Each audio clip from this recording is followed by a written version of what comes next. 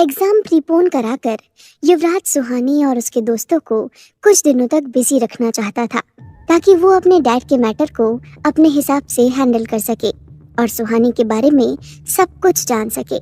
इसीलिए उसने exam prepone करवाया था। क्लास खत्म होने के बाद युवराज कॉलेज कैंपस से बाहर अपने कार की तरफ बढ़ रहा था। युवराज का चेहरा हमेशा की तरह शांत था। कुछ सोचते हुए वो अपने मन में कहता है, बस कुछ देर और, आज रात भैरवनाथ से मुझे पता चल जाएगा कि आखिर सुहानी कौन है, क्यों वो मुझे उस साये से आज़ाद करना चाहती है और वो साया सुहानी के पीछे क्यों है। अपने कार के नज़दीक जाकर युवराज की नज़र गार्डन की तरफ जाती है और उसकी नज़रें वहीं रुक जाती हैं। वहाँ सुहानी अकेले बैठी थी। वो काफ़ी उदास लग रही थी। युवराज सुहानी को इग्नोर करके अपनी कार का दरवाज़ा खोलता है। वो कार के अंदर बैठने ही वाला होता है, लेकिन रुक जाता है। हमेशा की तरह इस बार भी युवराज सुहानी को इग्नोर नहीं कर पाता और उसकी तरफ बढ़ जाता है। सुहानी के पास जाकर युवराज देखता है कि वो गार्डन में एक चेयर पर बैठी थी और अपने हाथ में रखे किताब को एकटक देख रही थी। सुहानी को देखकर साफ समझ आ रहा था कि वो अभी पढ़ तो नहीं रही है और कहीं खोई हुई है। युवराज सुहानी से कहता है, तुम यहाँ क्या कर रही हो? युवराज की आवाज़ सुनकर सुहानी का ध्यान टूटता है और वो फौरन अपना सर उठाकर सामने देखती है। अपने सामने युवराज को खड़ा देखकर सुहानी चौंक जाती है और हड़बड़ाते हुए उठकर खड़ी हो जाती है। सुहानी नर्वस होकर युवराज से कहती है, सर आप यहाँ? युवराज अपना सवाल फिर से दोहराता है, तुम यहाँ क्या कर रही हो? सुहानी को समझ नहीं आता कि वो क्या जवाब दे। तभी उसकी नज़र अपने हाथ पर रखी किताब पर जाती है। सुहानी उस किताब को थोड़ा आगे बढ़ाकर कहती है, मैं बस पढ़ाई कर रही थी, एग्जाम्स आने वाले हैं ना। युवराज फिर से सुहानी की किताब को देखता है और उसके हाथों से वो किताब लेकर उस किताब को सुहानी की तरफ पलटते हुए कहता है, मुझे नहीं पता था कि तुम उल्टी किताबें भी पढ़ सकती हो। युवराज के ऐसा कहते ही सुहानी की नज़र उस किताब पर जाती है और उसे एहसास होता है कि उसने वो किताब उल्टी पकड़ी हुई थी। सुहानी युवराज के सामने काफ़ी एम्बैरेस हो जाती है और अपनी नज़रें इधर उधर दौड़ाने लगती है, लेकिन युवराज की नज़रें अभी भी सुहानी पर टिकी हुई थी। सुहानी को इस तरह से नर्वस और परेशान देखकर युवराज उससे कहता है, तुम परेशान लग रही हो? सुहानी अपनी नज़रें झुकाए हुए कहती है, नहीं, ऐसी कोई बात नहीं है। युवराज अपनी बात पर जोर देकर कहता है, तुम मुझे बता सकती हो। सुहानी मायूस होकर कहती है, सर एग्जाम प्रीपोन हो गया है। पहले ही मैंने कॉलेज 3 महीने लेट ज्वाइन किया था और अब एग्जाम भी 15 दिन पहले हो रहे हैं। अगर मैंने 95% स्कोर नहीं किया तो मेरी स्कॉलरशिप चली जाएगी, फिर मेरी आगे की पढ़ाई। ये कहते कहते सुहानी रुक जाती है और उसकी आंखें नम हो जाती हैं। सुहानी युवराज से नजरें नहीं मिला रही थी क्योंकि वो युवराज को अपना आंसू नहीं दिखाना चाहती थी। युवराज गौर से सुहानी को देखते हुए उसकी बातें सुन रहा था। सुहानी को ऐसे परेशान देखकर उसे बुरा भी लग रहा था क्योंकि वो अभी जिस प्रॉब्लम में थी उसकी वजह खुद युवराज ही था। कुछ देर खामोश रहने के बाद युवराज कहता है, डोंट वरी, तुम एग्जाम में अच्छा परफॉर्म करोगी। युवराज की इस सिंपैथी से सुहानी का मूड बिल्कुल भी नहीं बदलता। वो बस उदास होकर वहीं खड़ी रहती है। तभी उसकी नज़र युवराज के दाएं हाथ पर जाती है। वो देखती है कि युवराज के हाथों में अभी भी वही रुमाल बंधा हुआ था जो कल रात सुहानी ने बांधा था। सुहानी बिना कुछ सोचे युवराज का हाथ पकड़कर उस चोट को देखने लगती है। युवराज एक पल के लिए चौंक जाता है। सुहानी युवराज के हाथ में बंधे उस रुमाल को निकाल देती है। युवराज ने अब तक उसकी ड्रेसिंग नहीं कराई थी। सुहानी युवराज की उस चोट को देखते हुए कहती है, आपने अब तक इसकी ड्रेसिंग क्यों नहीं कराई? सुहानी की आवाज में युवराज के लिए फिक्र थी। युवराज सुहानी के सवाल का कोई जवाब नहीं देता, लेकिन उसकी नजर अभी भी सुहानी के चेहरे पर ही थी। सुहानी का इस तरह युवराज की परवाह करना उसे एक अलग एहसास दे रहा था। इस बात से अनजान सुहानी अपने बैग से एक छोटा सा फर्स्ट एड किट निकालती है। वो अपने बैग में हमेशा एक फर्स्ट एड किट रखती थी। सुहानी दवा लेकर युवराज के उस चोट पर लगाना शुरू कर देती है। युवराज के जख्म काफी गहरे थे क्योंकि उस साय ने पूरी ताकत से उस चाकू को सुहानी पर फेंका था। अगर युवराज ने वो चाकू नहीं पकड़ा होता तो वो सोच भी नहीं सकता था कि उस वार से सुहानी की क्या हालत होती। इस वक्त सुहानी का पूरा ध्यान युवराज की चोट पर था और युवराज का ध्यान सुहानी पर। युवराज की चोट की ड्रेसिंग करते हुए सुहानी अचानक से रुक जाती है। ये देखकर युवराज कहता है, क्या हुआ?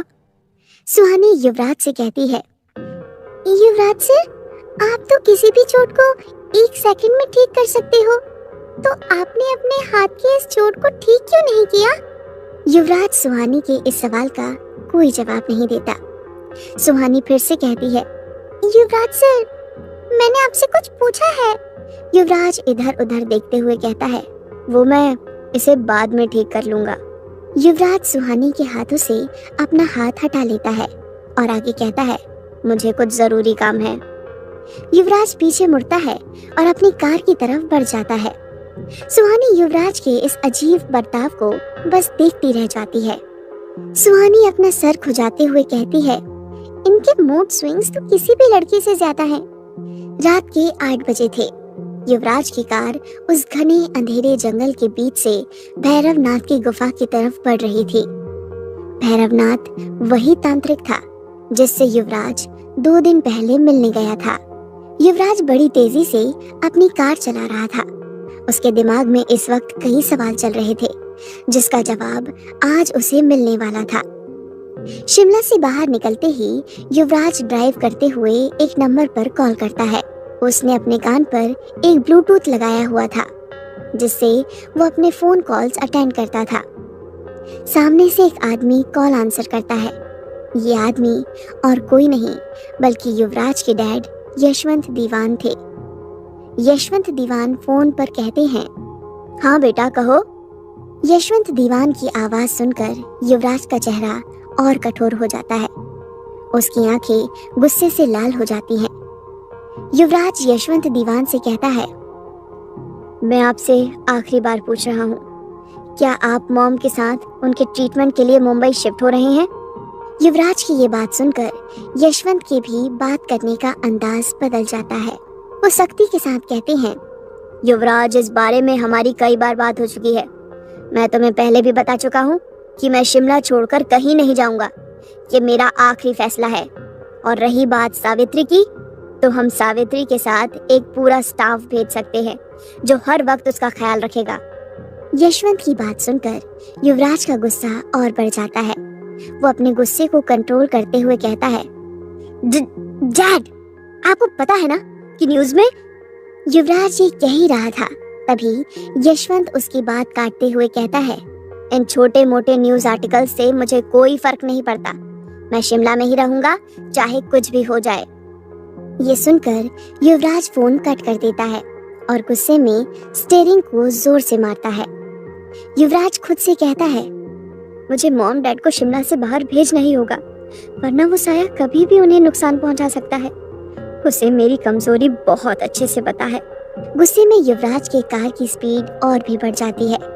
उस पथरीली जमीन पर भी युवराज की कार ऐसे चल रही थी जैसे वो कोई रेसिंग ट्रैक हो।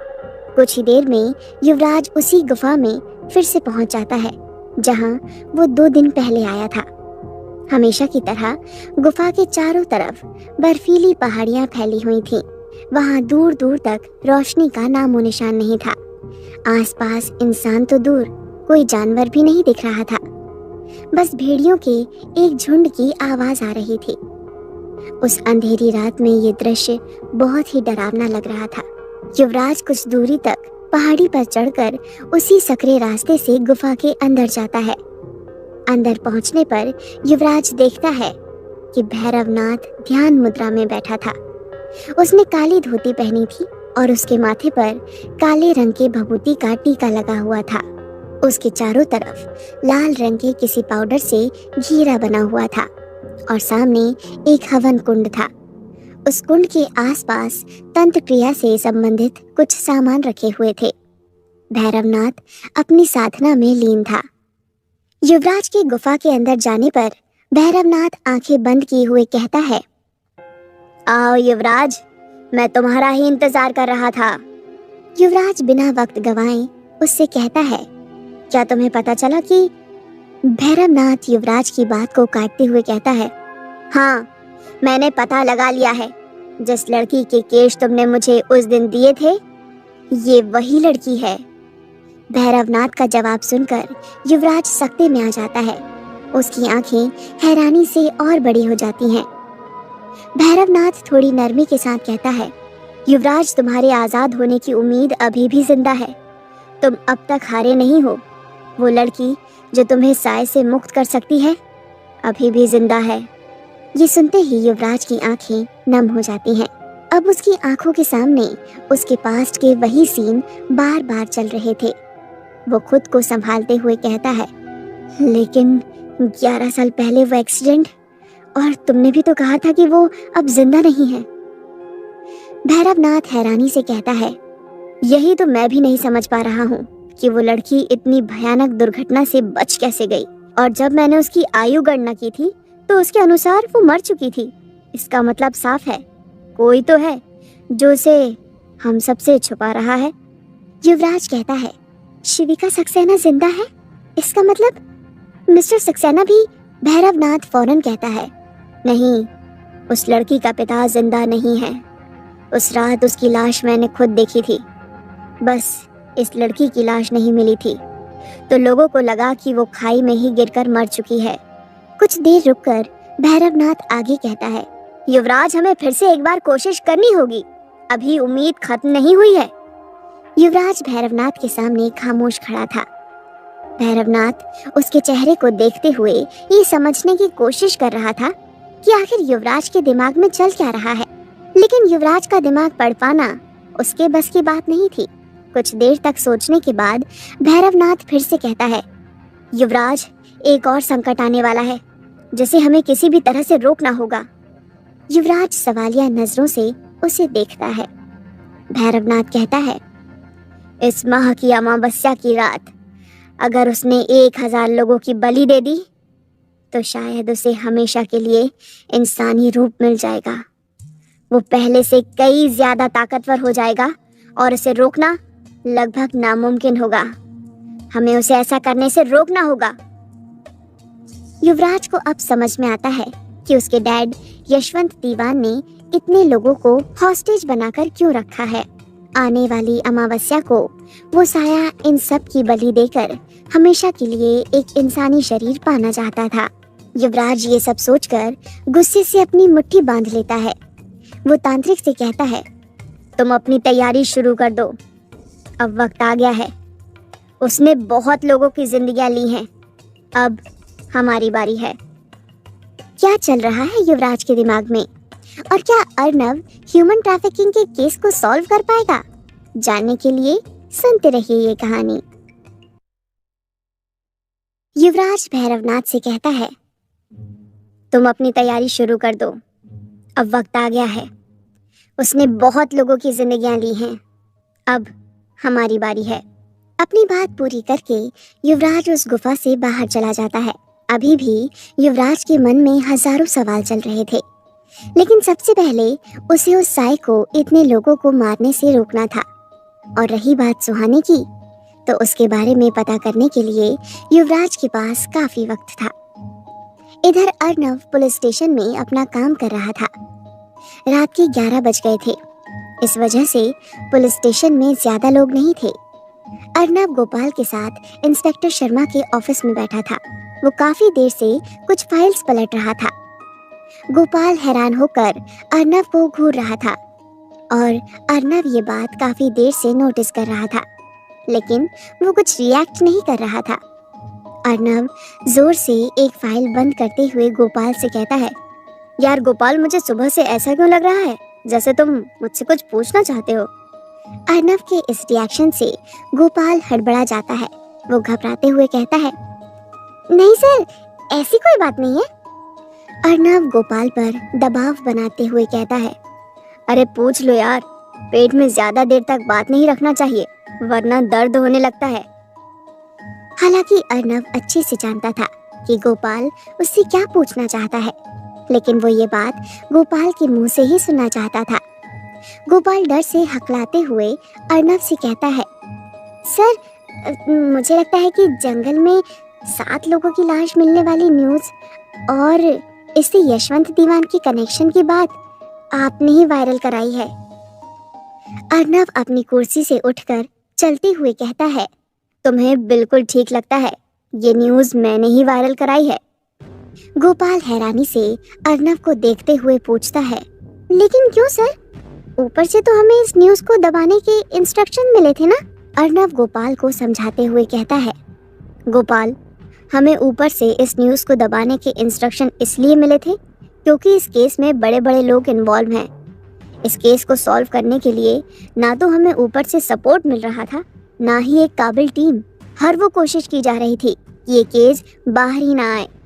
अब जबकि ये केस सबकी नज़रों में आ गया है, तो अब इसे सॉल्व करने का प्रेशर ऊपर के ऑफिसर्स पे भी आ गया है। अब तुम देखना कैसे हमें ऊपर से सपोर्ट भी मिलता है और एक टीम भी। अर्नव के ऐसा कहते ही उसके मोबाइल में एक नोटिफिकेशन आता है, जिसे देखकर अर्नव के चेहरे पर स्माइल आ जाती है। वो मुस्कुराते हुए गोपाल से कहता है, देखा गोपाल, न्यूज़ वायरल होने का कमाल। कल सेंट्रल गवर्नमेंट की एक ट्रेंड टीम हमारी मदद करने के लिए शिमला आ रही है। ये खबर सुनकर गोपाल के चेहरे पर भी स्माइल आ जाती है और वो मुस्कुराते हुए कहता है, क्या बात है सर, आपका दिमाग तो चाचा चौधरी से भी तेज चलता है। गोपाल के ऐसा कहते ही अर्नव का मोबाइल फिर से बजता है। इस बार अर्नव के पास एक प्राइवेट नंबर से कॉल आया था। अर्नव कॉल रिसीव करके कहता है, hello, ASP Arnav Singh here. इतना कहने के बाद अर्नव एक शब्द भी नहीं कहता। वो बस कॉलर की बात को बड़े ध्यान से सुन रहा था। गोपाल भी उत्सुकता के साथ अर्नव को ही देख रहा था। कुछ देर बाद अर्नव कॉल कट कर देता है। कॉल कट करते ही अर्नव के चेहरे पर एक प्यारी सी स्माइल आ जाती है और वो मुस्कुराते हुए कहता है, ये हुई ना बात। अर्नव की स्माइल देखकर गोपाल क्यूरियस होकर उसकी तरफ देखता है। अर्नव उस पर ध्यान दिए बिना बस मुस्कुरा रहा था। जब गोपाल से रहा नहीं जाता तो वो अर्नव से कहता है, क्या हुआ सर, आप तो फिर से मुस्कुराने लगे। अर्नव अपनी चेयर पर आकर बैठ जाता है और कुछ याद करते हुए कहता है, तुमने क्या कहा था गोपाल कि युवराज दीवान के रहते हम उसके डैड यशवंत दीवान पर हाथ नहीं डाल सकते। गोपाल अपनी बात पर टिका रहता है और कहता है, हाँ सर, युवराज दीवान किसी को भी अपने परिवार को नुकसान पहुंचाने नहीं देगा। उसकी मर्जी के बिना हम यशवंत दीवान तक कभी नहीं पहुंच सकते। गोपाल की बात सुनकर अर्नव हल्की हंसी के साथ कहता है, चलो देखते हैं इस बार युवराज अपने डैड को मुझसे कैसे बचाता है। ये कहते हुए अर्नव की आंखों में अलग ही चमक थी, जैसे गोपाल समझने की कोशिश कर रहा था लेकिन समझ नहीं पा रहा था। अगले दिन युवराज दोपहर के समय सेंट थॉमस कॉलेज पहुंचता है। कल से कॉलेज के एग्जाम शुरू होने वाले थे, इसलिए आज कॉलेज की छुट्टी थी। लेकिन गिनती के कुछ स्टूडेंट्स आज भी कॉलेज में दिखाई दे रहे थे, जो अपने किसी न किसी काम से आए थे। युवराज को भी कल के लिए तैयार किए गए कुछ क्वेश्चन पेपर्स चेक करने थे, इसीलिए वो भी कॉलेज आया था। वैसे युवराज को ये सब करने की कोई ज़रूरत तो नहीं थी, लेकिन उसे ऐसा करना अच्छा लगता था। स्टूडेंट्स को पढ़ाना उसकी हॉबी थी। ऐसा करते हुए वो अपनी प्रॉब्लम्स को कुछ पलों के लिए भूल जाया करता था। युवराज एक फाइल में पेपर्स ले जाकर लाइब्रेरी में उसे चेक करने बैठ जाता है। वैसे तो ये सारा काम अपने ऑफिस में कर सकता था, लेकिन लाइब्रेरी खाली होने की वजह से युवराज यहाँ आया था। अपना काम खत्म करने के बाद वो फाइल साइड में रखता है और खुद एक बुक निकालकर पढ़ने लगता है। लाइब्रेरी में कोई भी नहीं था, वहाँ बिल्कुल खामोशी थी। युवराज पूरे कंसंट्रेशन के साथ वो किताब पढ़ रहा था। तभी उसे एक धीमी सी आवाज़ सुनाई देती है। वो आवाज़ सुनकर युवराज थोड़ा चौंक जाता है क्योंकि लाइब्रेरी में उसके अलावा कोई भी नहीं था। युवराज क्यूरियस होकर अपने आसपास देखता है, लेकिन वहाँ कोई भी नहीं था। धीरे धीरे वो आवाज़ तेज होने लगती है। युवराज जब उस आवाज़ पर गौर करता है तो उसे पता चलता है कि ये किसी लड़की के सिसकने की आवाज़ थी। वो आवाज़ सुनकर युवराज अलर्ट हो जाता है। वो गौर से सुनने की कोशिश करता है कि आवाज़ कहाँ से आ रही है। अब युवराज को वहाँ कुछ गड़बड़ लग रही थी। वो आवाज़ लाइब्रेरी के फर्स्ट फ्लोर से आ रही थी। युवराज उस आवाज़ का पीछा करते हुए फर्स्ट फ्लोर की तरफ जाता है। फर्स्ट फ्लोर में बुक शेल्फ ज़्यादा थे और स्टडी स्पेस कम। फाइनली युवराज उसके सोर्स तक पहुंच जाता है। वो देखता है कि फर्स्ट फ्लोर की एक स्टडी टेबल पर सुहानी बैठी थी। उसके सामने 5-6 बुक्स खुली हुई हैं और वो उन बुक्स को देखते हुए रो रही है। युवराज सुहानी को लाइब्रेरी में ऐसे अकेले रोते हुए देखकर परेशान हो जाता है। वो जल्दी से सुहानी के पास जाकर उससे कहता है, क्या हुआ? तुम यहाँ अकेले बैठकर रो क्यों रही हो? सुहानी अचानक से युवराज को वहाँ देखकर हड़बड़ा जाती है। वो पहले तो अपना चेहरा छुपाकर अपने आंसू पोंछती है। इसके बाद वो चेयर से उठकर कुछ कहने की कोशिश करती है, लेकिन वो कुछ कह नहीं पाती।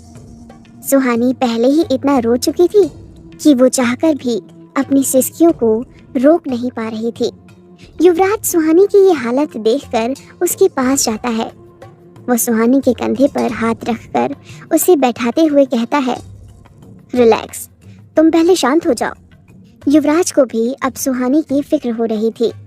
उसे सुहानी का इस तरह अकेले रोना बेचैन कर रहा था, लेकिन हमेशा की तरह वो बिल्कुल शांत दिख रहा था। सुहानी को बैठाने के बाद युवराज एक चेयर अपनी तरफ खींचकर उस पर बैठ जाता है।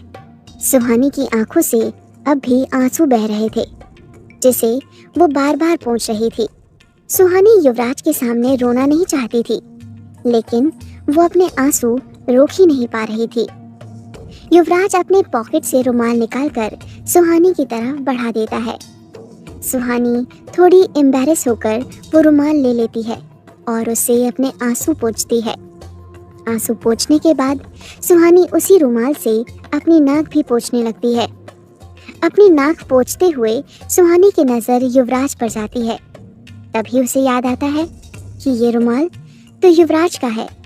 वो परेशान होकर एक बार रुमाल को तो एक बार युवराज को देखने लगती है। ये मोमेंट सुहानी के लिए काफ़ी एम्बैरेसिंग था। वो नर्वस होकर युवराज से कहती है, सर, मैं ये रुमाल धोकर वापस कर दूंगी। सुहानी के ऐसा कहने पर युवराज को हंसी आ रही थी, लेकिन वो अपनी हंसी छुपाते हुए सीरियस एक्सप्रेशन के साथ कहता है, कोई बात नहीं, इसे तुम रख सकती हो। शर्म के मारे सुहानी अपनी नजरें भी नहीं उठा पा रही थी। अब सुहानी का रोना बंद हो गया था, लेकिन वो अभी भी सिसक रही थी।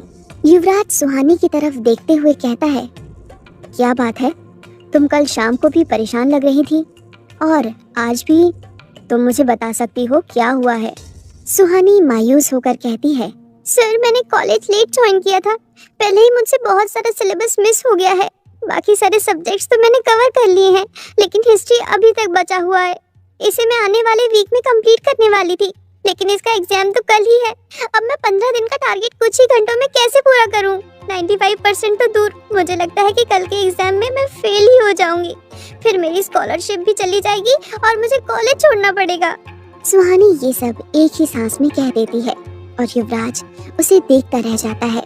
सुहानी के चुप होते ही युवराज उससे कहता है, तुम पहले थोड़ा शांत हो जाओ। सुहानी तुरंत जवाब देती है, सर, शांत कैसे हो जाऊं?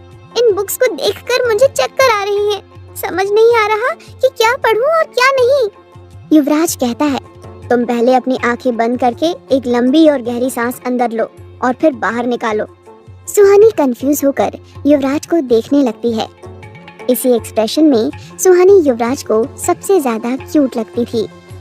रो रो कर उसकी नाक लाल हो चुकी थी। एक पल के लिए युवराज उसे देखता रह जाता है, लेकिन अगले ही पल वो खुद को संभाल लेता है। युवराज अपनी आंखों से सुहानी को जो उसने कहा था वही करने का इशारा करता है। सुहानी अपनी आंखें बंद करके ब्रीदिंग करती है कुछ देर बाद उसे बेहतर महसूस होता है और वो अपनी आंखें खोल लेती है। युवराज आगे कहता है, अब मेरी बात सुनो, जो जो चैप्टर्स तुमसे मिस हो गए हैं वो मुझे बताओ, मैं तुम्हें एक्सप्लेन करता हूँ। युवराज के ऐसा कहने पर सुहानी हैरान रह जाती है। वो आंखें फाड़कर युवराज को देखने लगती है। युवराज कहता है, तुम्हारा सिलेबस मेरे चेहरे पर नहीं लिखा है। ये सुनकर सुहानी होश में आती है और युवराज को उन टॉपिक्स के बारे में बताती है जो उससे छूट रहे थे। युवराज सुहानी को वो टॉपिक्स एक्सप्लेन करना शुरू कर देता है। इधर अर्नव रात के 8 बजे पुलिस स्टेशन से अपने घर की तरफ जा रहा है। अर्नव अपनी कार चलाते हुए पुरानी रोड पर पहुंच जाता है। उस अंधेरे रोड पर अर्नव की कार स्पीड में चल रही थी और वहां रोशनी के नाम पर सिर्फ कार की हेडलाइट जल रही थी। वो रोड हमेशा की तरह बिल्कुल सुनसान था। अर्नव पुराने रोड पर अपनी कार चलाते हुए कहता है, चलो इस पुराने रोड वाले भूत की अफवाह का एक तो फायदा हुआ कि यहाँ ट्रैफिक बिल्कुल भी नहीं होता। आधे घंटे का रास्ता 10 मिनट में खत्म हो जाता है और जिंदगी भी बहुत जल्द खत्म हो जाती है यहाँ। अर्नव को फिर से उसी औरत की फुसफुसाती हुई आवाज सुनाई देती है। किसकी है वो आवाज और क्या चाहती है वो अर्नव से, जानने के लिए सुनते रहिए ये कहानी।